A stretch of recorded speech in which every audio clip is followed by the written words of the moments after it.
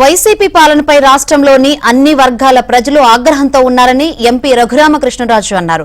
రానున్న ఎన్నికల్లో 135 నుంచి 155 సీట్లు నెగ్గి టీడీపీ జనసేన కూటమి ప్రభుత్వం ఏర్పాటు చేస్తున్నట్లు రహస్య సర్వేలో తేలిందని ఆయన చెప్పారు.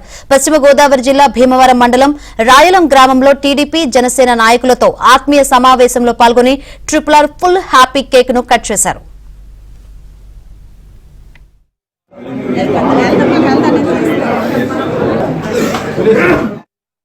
ఎప్పుడెప్పుడు ఈ ప్రభుత్వాన్ని దింపుదామా, ఆ పోలింగ్ రోజు ఎప్పుడు వస్తుందా అని ఎంతో ఆవేశంతో, కానీ పైకి కనపడిన ఆవేశంతో, మనసులోనే తీవ్రమైన వేదనతో ఈ ప్రభుత్వాన్ని దింపేయడానికి రెడీగా ఉన్నారు అనేది అన్ని సర్వేల ద్వారా, సీక్రెట్ సర్వేల ద్వారా చాలా స్పష్టంగా ఉంది.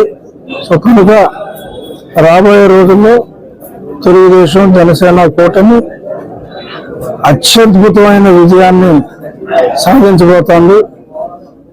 ట్రెడిషనల్ గా ఏదైతే vote bank YSR Congress party ఉందో అందులో కనీసం ఒక 5 నుంచి 7% కాంగ్రెస్ పార్టీ షర్మిల నాయకత్వంలో ప్రతిపక్షాలు ఓటు చేయలేదు.